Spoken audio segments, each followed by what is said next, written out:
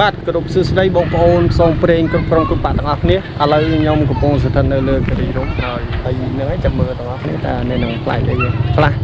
ហើយជំនេះពួកយើងទៅសម្រាប់នៅវានសាយតែចិត្តកន្លែងថ្មលយថ្មីឬក៏ផ្ទះខ្លះហើយថ្មកង្អោបហ្នឹង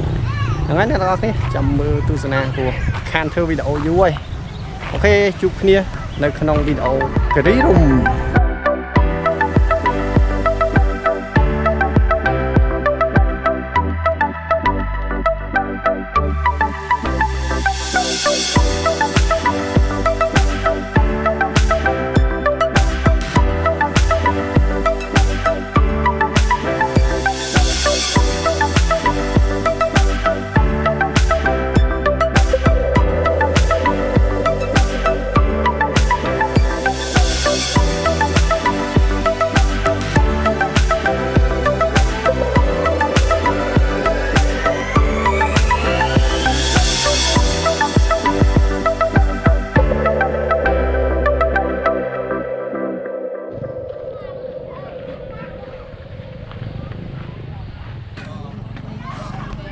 បាយឯងបានជិះម៉ូតូមួយប៉ាបាយឯង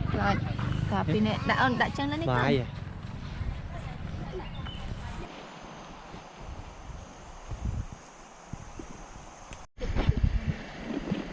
សំខាន់ថាយើងមានគ្រឿងទីអានេះយើងទៅទីល្ងាចហើយសាច់មាន់ក៏មានហើយស្ងោរជ្រក់យើងកាត់ទៅអញតែម្ដងហើយញ៉ៃដល់កដៅយកទៅយើងទៅចាំងដល់តោបាយបោះពួកអ៊ុនតាបោះនេះអាអ៊ំមានមួយទេតា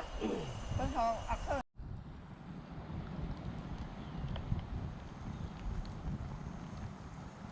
មកយូរជើងទៅទុកជើងទៅ